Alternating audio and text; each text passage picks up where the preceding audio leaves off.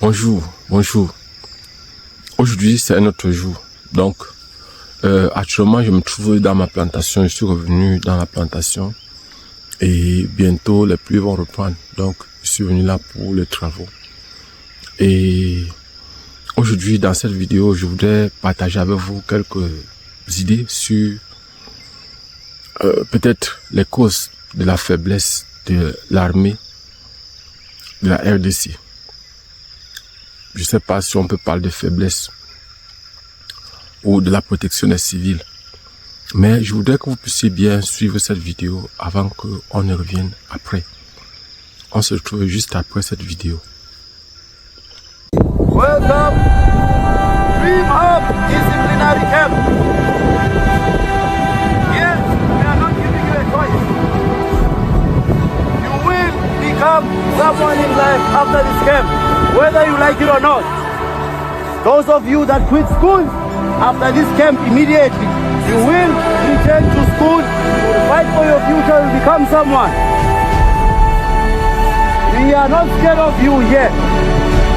No matter how much you think everyone is scared of you, not with us. We don't care about your tantrums. We don't care about your attitude. You will be a child and you will respond accordingly to adults. Do you understand? Vous avez eu à suivre la vidéo. En fait, il s'agit ici des Kuluna, c'est-à-dire des prisonniers, des personnes considérées comme étant des personnes de grand chemin, de bandits de grand chemin, qui ont eu à perpétrer des actes néfastes par rapport à la société, qui ont eu à commettre des fautes par rapport à la société. Et actuellement, on essaye de les redresser. Mais comment est-ce qu'on les redresse? On les redresse en leur faisant faire une formation qui est proche à la formation militaire, en leur faisant faire des formations physiques. Bon, déjà, cette attitude peut être interprétée de plusieurs façons. Qu'est-ce qu'on veut? Qu'est-ce qu'on recherche? Quel est l'objectif visé à la fin? Parce que, en fait, lorsque vous regardez, par exemple, vous avez à suivre la vidéo, vous avez un instructeur, une personne qui est considérée comme étant un instructeur, qui parle en anglais. Déjà, le fait qu'il parle en anglais, ça signifie que soit il est du Nigeria, soit il est de l'Afrique du Sud, soit il est d'un pays anglophone, soit il est du Ghana, soit il est du Cameroun, soit ce qui est sûr, il est dans une région où on parle l'anglais. Ou peut-être il peut même être un Congolais, mais qui a grandi dans un pays où on parle anglais. Déjà, je ne sais pas pourquoi il parle, il n'y a aucun interprète. Il n'y a aucun interprète.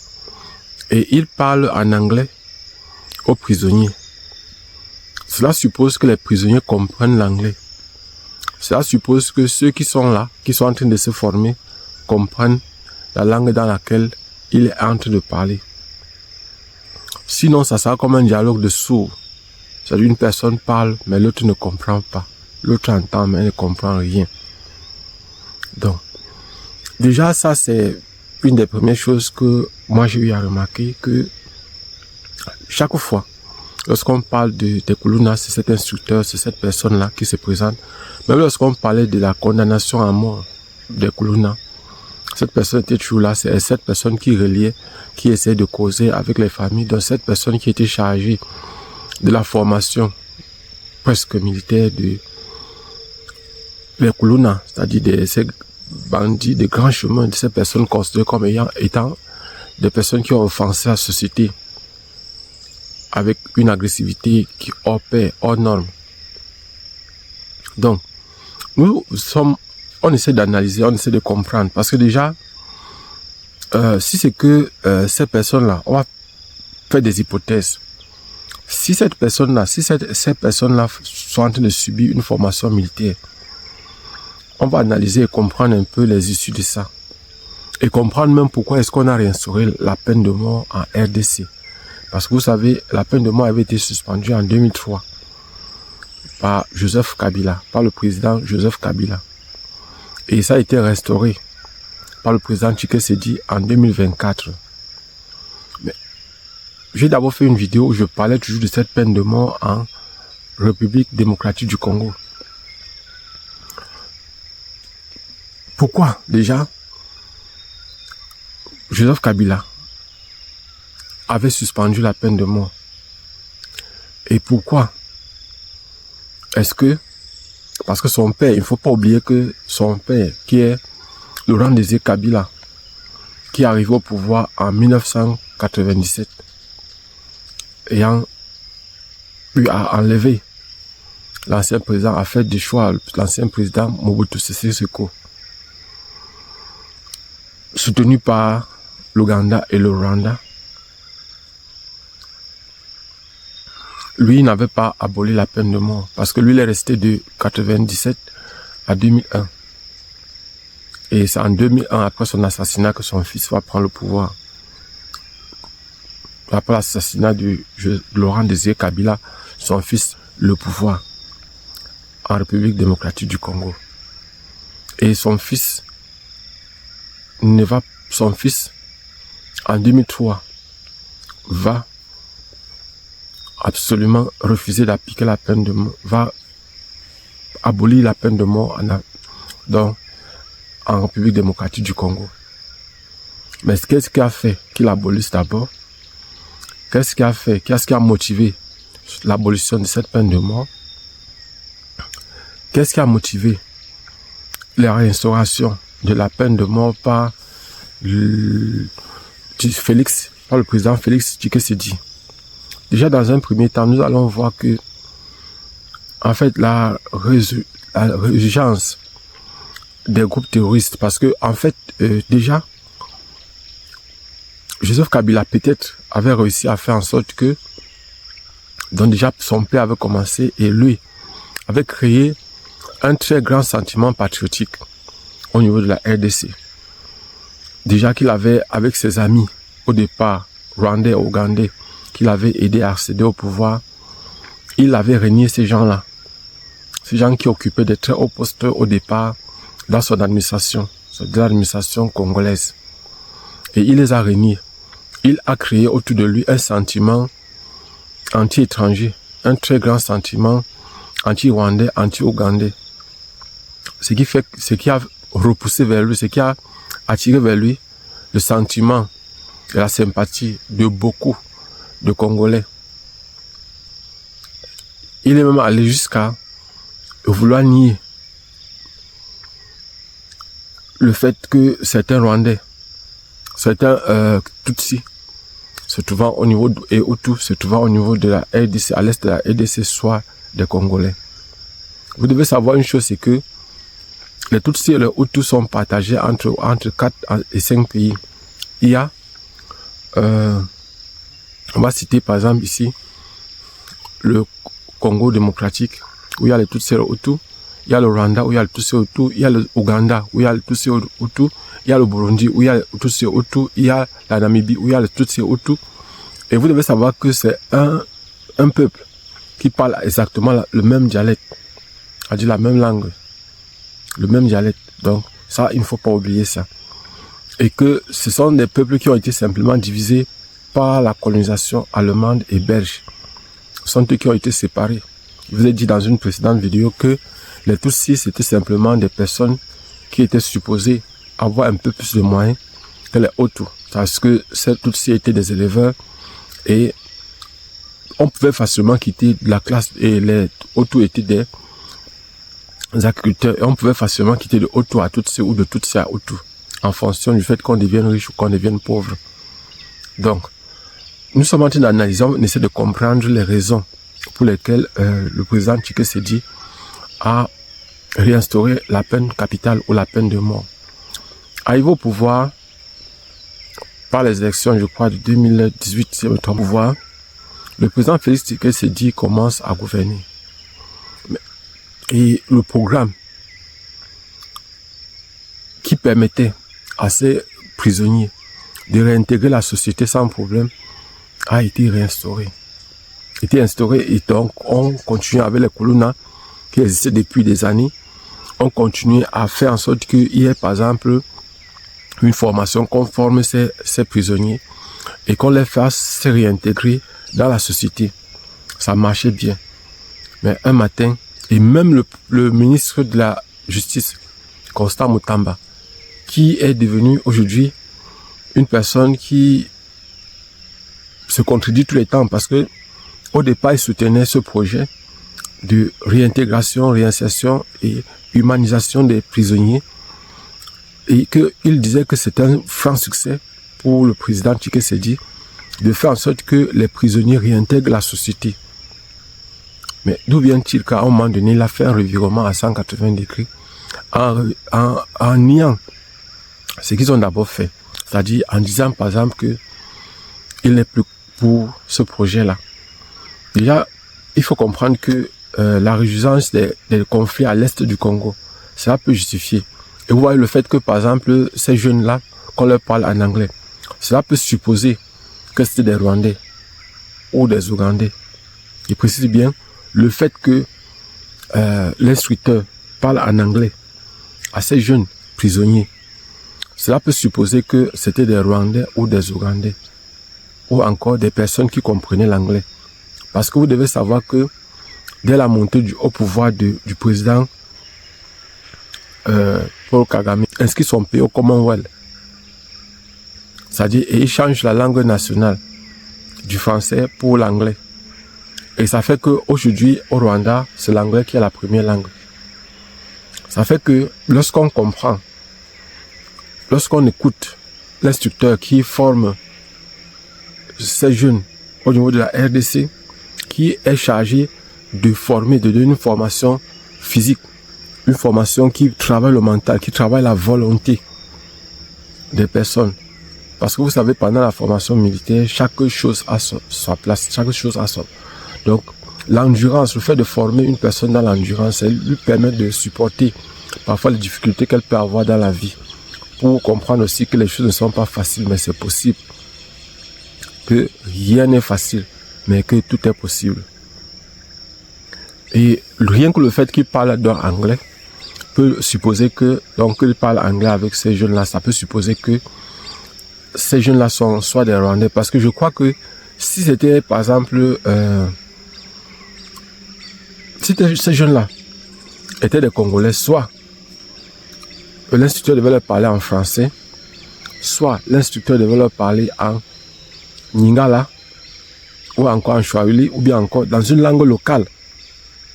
Ou encore, cet instructeur devait avoir un interprète qui devait chaque fois dire aux jeunes ce qu'il est en train de dire.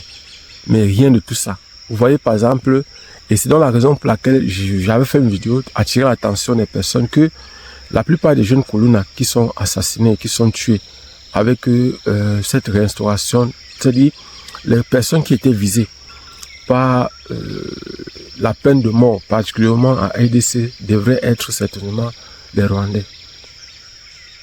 Ou encore la tribu Tutsi. Tout se passe comme s'ils veulent faire une épuration ethnique. Décimer ou tuer tous les Tutsis qui se trouvent en RDC. Or, je me pose toujours une question. En fait, on réfléchit ensemble. Qui a choisi de naître là où il est né? Qui a choisi les parents qui les ont mis au monde? Et qui ont choisi ses parents? Qui a choisi son pays?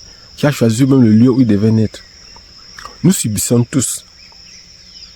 Et qui est déjà mort en emportant les choses qu'il avait sur la terre? Tout ça sont les choses que nous allons laisser sur la terre, nous allons partir. Quel est le meilleur héritage qu'on peut laisser à nos enfants et à nos petits-fils? C'est un pays prospère. C'est un avenir meilleur. Ce sont des conditions favorables de vie. Voilà ce qu'on peut les laisser.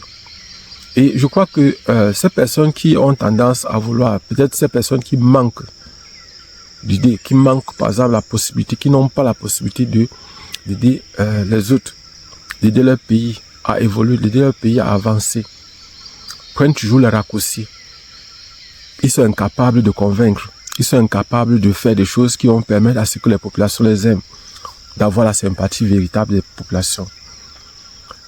Au niveau de la frontière, avec entre le Rwanda et la RDC, les conflits persistent. Et on pense que, et le gouvernement Kinshasa a pensé que la plupart des jeunes qui étaient réintégrés dans la société fuyaient pour aller donc participer dans les groupes armés. Je ne sais pas si c'est motivé, si par exemple ils ont trouvé quelques jeunes qui étaient comme ça, je ne sais pas. Et si c'est le cas, je crois que ça signifie qu'il y a des failles au niveau de la formation. Parce que pour intégrer une armée en temps normal, ça doit être un problème volontaire, sauf en temps de crise, sauf s'il y a état d'urgence. En temps normal, ça doit être un problème volontaire. On doit motiver. Vous voyez, par exemple, je veux prendre un cas simple pour qu'on puisse bien se comprendre. Aux États-Unis, tous les jeunes rêvent d'être Marines, d'être dans l'armée américaine, d'être Rangers, d'être, en fait, d'occuper, la plupart des jeunes, que ce soit des noirs ou des blancs, rêvent d'entrer, de faire la formation militaire. La plupart des jeunes, et c'est ça qu'il faut faire. Aujourd'hui, il y a des outils que nos États refusent d'utiliser. Ce sont les médias, les films. Les gens aiment les films, les gens aiment les médias. Et c'est la raison pour laquelle Vincent Bolloré, lui, il a acheté les médias. Il sait que les médias sont à sa merci. Donc, il peut utiliser ces médias pour faire tout ce qu'il veut. Souvenez-vous, Canal+. Souvenez-vous, Nollywood appartient à Bolloré. Ça, c'est que beaucoup de gens ne savent pas.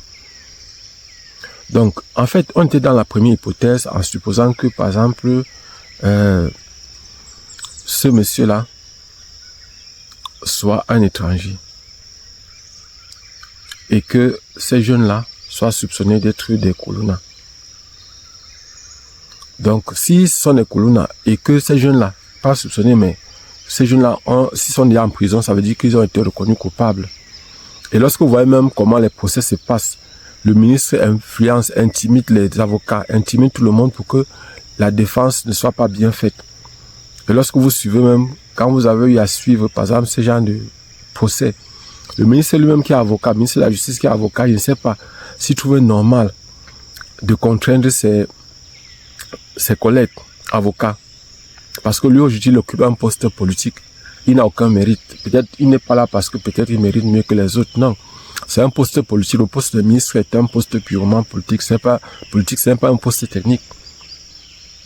Donc, et il doit savoir une chose, c'est que, bon, personnellement, moi, j'aurais préféré qu'il soit transparent et qu'il fasse en sorte qu'il y ait une justice équitable pour tout le monde. Et que, par exemple, le génocide qu'ils sont en train de vouloir perpétrer ou qu'ils sont déjà en train de perpétrer, qu'ils arrêtent. Parce que, bon, la mollesse de l'armée, par exemple, si, par exemple, ces jeunes-là, d'autres, dans la deuxième hypothèse, c'est que ces jeunes sont donc intégrés. S'ils ne sont pas soupçonnés d'être de Rwandais, ça veut dire que c'est une formation militaire qu'ils sont en train de subir et qui seront intégrés ou réintégrés dans l'armée. Or, s'ils font partie de l'armée, on ne peut pas forcer une personne à défendre une nation ou défendre un pays. On ne peut pas. Sauf en temps de crise, sauf en temps de guerre, sauf en temps d'état d'urgence. Donc, or, en fait, pour le moment, avant, le ADC à l'est de ADC est en difficulté depuis des années. C'est-à-dire, il y a une grande crise sécuritaire à ce niveau-là. Et je crois que si ces gens-là ont intégré les Kuluna dans l'armée, parce qu'ils se disent que ce sont des sanguinaires, ce sont des personnes prêtes à tuer des personnes, mais ils doivent comprendre la psychologie des gens. C'est que ce serait une erreur très grave. Et que ce serait donc, ça veut dire qu'ils sont en train de manipuler, utiliser les jeunes. Parce qu'ils sont en train de jouer comme le rôle des pyromanes pompiers. C'est-à-dire, c'est le gouvernement qui crée les problèmes dans les pays, le manque d'emploi. Qu'est-ce qu'ils ont fait pour diminuer, pour trouver les emplois à ces jeunes-là? Rien. Qu'est-ce qu'ils ont fait pour permettre à ces jeunes-là de s'épanouir? Presque pas. Qu'est-ce qu'ils ont fait pour ces jeunes-là? Rien. Mais ils sont encore les premiers à venir chercher à les tuer ou encore chercher à les décimer parce qu'ils ont commis des erreurs. Les erreurs, tout le monde peut les commettre. Abonnez-vous et partagez le maximum possible cette vidéo. Abonnez-vous et partagez le maximum possible cette vidéo. Donc je voudrais dire que c'est franchement une très grave erreur que les Koulouna soient intégrés dans l'armée sans leur volonté. Et l'armée doit être disciplinée. L'armée n'est pas un endroit où les soldats ne sont pas des personnes qui sont faites uniquement pour tuer. Non. Il doit y avoir comme une synergie entre l'armée et le peuple. C'est-à-dire le peuple ne doit pas se sentir offensé. Parce que si se sent offensé, alors il y a de fortes chances que ce peuple se sent offensé, alors il y a de fortes chances qu'il ne puisse pas aider son armée. Parce que surtout au niveau du renseignement. Et vous savez, si vous n'avez pas le renseignement, lorsque vous êtes en guerre, vous n'allez pas réussir à gagner cette guerre-là. Abonnez-vous et partagez. On se voit prochainement. Inch'Allah.